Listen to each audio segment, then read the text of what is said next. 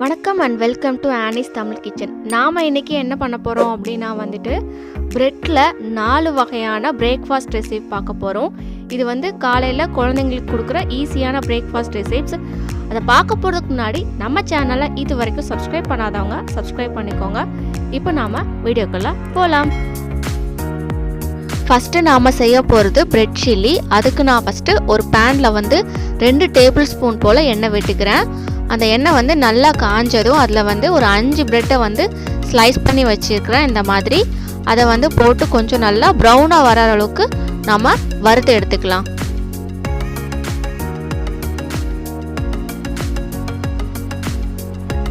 இந்த மாதிரி ப்ரௌன் ஆனதும் நம்ம அதை வேறு பாத்திரத்துக்கு மாற்றி வச்சுக்கலாம். மசாலா செய்கிறதுக்கு நான் இந்த பேனில் ஒரு டேபிள் ஸ்பூன் போல் வெண்ணெயை போட்டுக்கிறேன். இப்போ நல்ல வெண்ணெய் இந்த மாதிரி உருகுனதும் அதில் ஒரு அரை டீஸ்பூன் போல் சின்ன சீரகம் போட்டுக்கிறேன். சின்ன சீரகம் நல்லா இந்த மாதிரி பொரிஞ்சதும் அதில் நான் ஒரு வெங்காயத்தை இந்த மாதிரி சின்ன சின்னதாக கட் பண்ணி வச்சுருக்கிறேன். அதை போட்டு நம்ம நல்லா ஃப்ரை பண்ணிக்கலாம். இந்த மாதிரி வெங்காயம் நல்லா வதங்கினதும் அது கூட நாம் ஒரு டீஸ்பூன் போல் இஞ்சி பூண்டு பேஸ்ட் சேர்த்துக்கலாம். அது பச்சை வாசனை போகிற வரைக்கும் நல்லா வதக்கி நாம் எடுத்துக்கலாம். இஞ்சி பூண்டு பேஸ்ட்டோட பச்சை வாசனை போனதும் அது கூட நம்ம ஒரு 1/4 கப் போல் கேப்சிகம்மை சேர்த்துக்கலாம். சேர்த்துட்டு அதை ஒரு நிமிஷம் போல் நல்லா வதக்கி நாம் எடுத்துக்கலாம். கேப்சிகம் வதங்கினதும் அது கூட ஒரு சின்ன தக்காளியை சின்ன சின்னதாக கட் பண்ணி வச்சுருக்கிறேன். அதையும் சேர்த்து நாம் நல்லா வதக்கிக்கலாம்.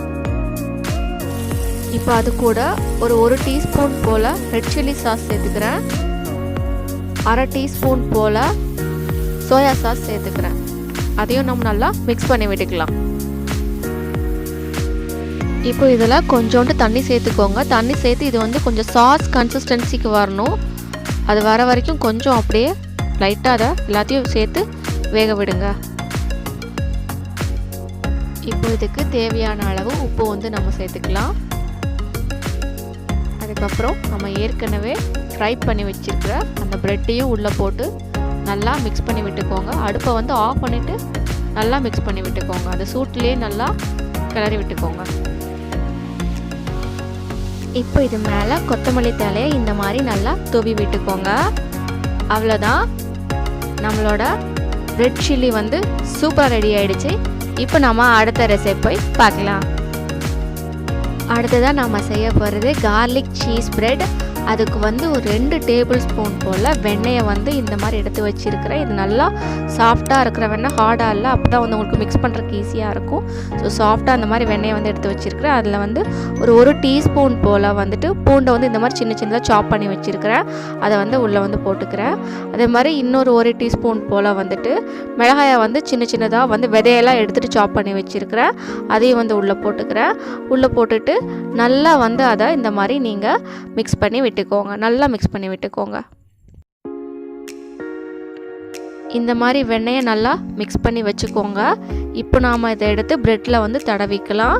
நம்ம ஏற்கனவே பச்சை மிளகாயில் இருக்கிற எல்லா விதையும் எடுத்துட்டோம். ஸோ இது ரொம்ப காரமாலாம் இருக்காது. குழந்தைங்களுக்கு நீங்கள் கொடுக்கலாம், ரொம்ப டேஸ்ட்டாக இருக்கும் சாப்பிட்றதுக்கு. இப்போ நம்ம இதை ஃபுல்லாக தடவிக்கலாம். இந்த மாதிரி பட்டரை நல்லா தடவினதும் அதுக்கு மேலே நம்ம சீஸை துருவி விட்டுக்கலாம். உங்களுக்கு என்ன சீஸ் பிடிக்குமோ அதே நீங்கள் திருவி விட்டுக்கலாம். நான் நார்மல் சீஸ் தான் யூஸ் பண்ணுறேன். ப்ளஸ் என்னோடய சீஸில் ஏற்கனவே உப்பு இருக்குது, அதனால் நான் உப்பு சேர்த்தலை. உங்கள் சீஸில் உப்பு இல்லைன்னா நீங்கள் எக்ஸ்ட்ரா உப்பு சேர்த்துக்க வேண்டியதாக இருக்கும். இப்போ இதுக்கு மேலே நம்ம பெப்பரை கொஞ்சம் லைட்டாக அப்படியே தூவி விட்டுக்கலாம். இப்போ ப்ரெட்டை நம்ம அடுப்பில் வச்சாச்சு. அதை நல்லா லோ ஃப்ளேமில் வச்சுட்டு அந்த சீஸ் மெல்ட் ஆகிற வரைக்கும் ஒரு மூடி போட்டு நல்லா வேக வச்சு எடுத்துக்கோங்க. சீஸ் நல்லா மெல்ட் ஆகி இப்போ நம்ம கார்லிக் சீஸ் பிரெட் இப்போ ரெடி ஆகிடுச்சு. சூப்பராக ரெடி ஆகிடுச்சு. இப்போ நம்ம அடுத்த ரெசிபி போய் பார்க்கலாம். அடுத்து நாம் செய்ய போகிறது ஃப்ரெஞ்ச் டோஸ்ட். அதுக்கு நாம் ஒரு முட்டை எடுத்துக்கலாம். அந்த முட்டையை இந்த மாதிரி நல்லா அடித்து எடுத்துக்கோங்க. முட்டையை நாம் இந்த மாதிரி நல்லா அடிச்சுக்கிட்டதோ அது கூட ஒரு 3 டீஸ்பூன் போல் நாட்டு சக்கரை சேர்த்துக்கிறேன். நாட்டு சக்கரை உங்ககிட்ட இல்லைன்னா அதுக்கு பதிலாக நீங்கள் சீனியும் சேர்த்து இதை செய்யலாம்.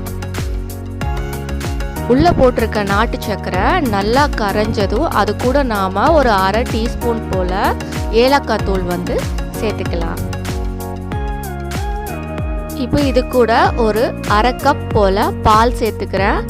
பால் சேர்த்து நல்லா மிக்ஸ் பண்ணி விட்டுக்கோங்க. மிக்ஸ் பண்ணிவிட்டு இந்த மாதிரி கொஞ்சம் ஃப்ளாட்டாக இருக்கிற பாத்திரமாக எடுத்து அதில் வந்து ஊற்றி வச்சுக்கோங்க. அப்போ தான் வந்து உங்களுக்கு வந்து ப்ரெட்டை வந்து முக்கி போடுறதுக்கு ஈஸியாக இருக்கும். இப்போ இந்த மாதிரி பேன் எடுத்துக்கோங்க. இல்லை உங்ககிட்ட தோசைக்கல் இருக்குன்னா தோசைக்கல்லும் எடுத்துக்கலாம். அதில் வந்து கொஞ்சோண்டு வெண்ணெய் இந்த மாதிரி போட்டுக்கோங்க.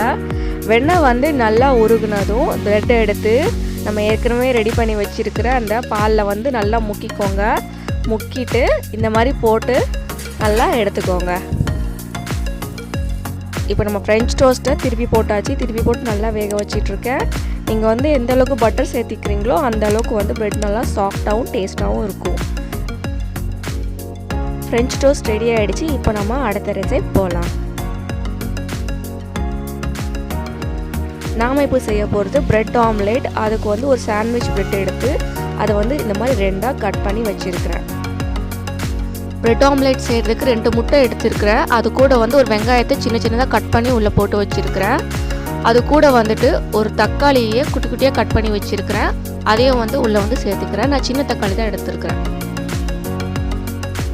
இப்போ அது கூட ஒரு அரை டீஸ்பூன் போல் மிளகாத்தூள் சேர்த்துக்கிறேன்.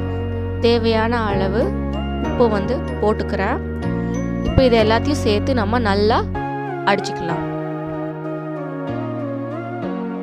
இப்போ எல்லாத்தையும் சேர்த்து நம்ம இந்த மாதிரி நல்லா அடித்து எடுத்து வச்சுருக்கிறோம். இப்போ வந்து நம்ம ப்ரெட் ஆம்லெட் செய்கிறதுக்கு ரெடி ஆகலாம். அதுக்கு வந்து ஃபஸ்ட் நாம் ஒரு பேனில் ஒரு டீஸ்பூன் போல் பட்டரை வந்து போட்டுக்கலாம். பட்டர் வந்து நல்லா உருகுனதும் நம்ம அடித்து வச்சுருக்கிற அந்த முட்டையை வந்து இதில் வந்து சேர்த்துக்கலாம். வெண்ணெய் நல்லா உருகுனதும் அதில் வந்து நம்ம அடித்து வச்சுருக்கிற அந்த முட்டையை வந்து சேர்த்துக்கலாம். அதுக்கப்புறம் அதில் வந்துட்டு நம்ம கட் பண்ணி வச்சுருக்கிற அந்த ப்ரெட்டை வந்து இந்த மாதிரி ஒரு சைடு வந்து முட்டையில் வந்து முக்கி இன்னொரு சைடு வந்து அப்படியே எடுத்து வைங்க. அப்போ தான் வந்துட்டு நல்லா டேஸ்ட்டாக இருக்கும். ஸோ இந்த மாதிரி வந்து 2 ப்ரெட்டையும் வந்து இந்த மாதிரி நல்லா நான் முக்கி வச்சுக்கிறேன். ஒரு சைடு வந்துட்டு முட்டை வந்து நல்லா வெந்ததும் அதை வந்து பார்த்து கொஞ்சம் ஜாக்கிரதையாக திருப்பி வந்து போட்டுக்கோங்க. ஏன்னா அடுத்த சைடும் ப்ரெட்டும் முட்டையும் வந்து வேகணும். ஸோ பார்த்து கொஞ்சம் திருப்பி போட்டுக்கோங்க. இந்த மாதிரி திருப்பி போட்டதுக்கப்புறம் இந்த மாதிரி 4 சைடு வந்து நான் மடித்து விட்டு இருக்கிறேன். சாரி, அதை வீடியோவில் என்னால் காட்ட முடியல. ஏன்னா அதுக்கு ரொம்ப நேரம் எடுத்துச்சு. ஸோ ரொம்ப லென்த்தாக போகுதுன்னு சொல்லி அதை கட் பண்ணிட்டேன். அதுக்கப்புறம் வந்து அதுக்கு வந்து ஒரு சைடில் வந்து கொஞ்சம் சீஸ் துருவி விட்டுக்கிறேன். சீஸ் வந்து உங்களுக்கு வந்து ஆப்ஷனல் தான். உங்களுக்கு வேணும்னா போட்டுக்கோங்க. சீஸ் போட்டால் கொஞ்சம் நல்லா டேஸ்ட்டாக இருக்கும். இல்லைன்னா உங்கள்கிட்ட சீஸ் இல்லைன்னா வேண்டாம், அப்படியே நார்மலாக நீங்கள் ப்ரெட் ஆம்லெட் போடுற மாதிரியே போட்டுக்கலாம். ஓகே, இப்போ நம்ம ப்ரெட் ஆம்லெட் வந்து ப்ரெட்டு தெரிகிற மாதிரி கொஞ்சம் திருப்பி விட்டு வச்சுருக்கிறேன். இது வந்து கொஞ்சம் பார்க்கறதுக்கு நல்லாயிருக்கும், அதுக்காக அப்படி வச்சுருக்கிறேன். இதை வந்து 2ஆக கட் பண்ணிக்கலாம் இப்போது. ஓகே, இப்போ நம்ம ப்ரெட் ஆம்லெட் வந்து ரெடி ஆகிடுச்சு. ஓகே, இன்றைக்கி நான் செஞ்ச 4 ரெசிப்ஸையும் கண்டிப்பாக செஞ்சு பாருங்கள். செஞ்சு பார்த்துட்டு என்னோடய கமெண்ட் செக்ஷனில் எப்படி இருந்துச்சுன்னு கமெண்ட் பண்ணுங்கள். அண்ட் இந்த வீடியோ உங்களுக்கு ரொம்ப பிடிச்சிருந்துச்சுன்னா மறக்காமல் என்னோடய சேனலை லைக் பண்ணுங்கள், ஷேர் பண்ணுங்கள் அண்ட் சப்ஸ்கிரைப் பண்ணுங்கள். அண்ட் இன்றைக்கி வீடியோ அவ்வளோதான். தேங்க்யூ.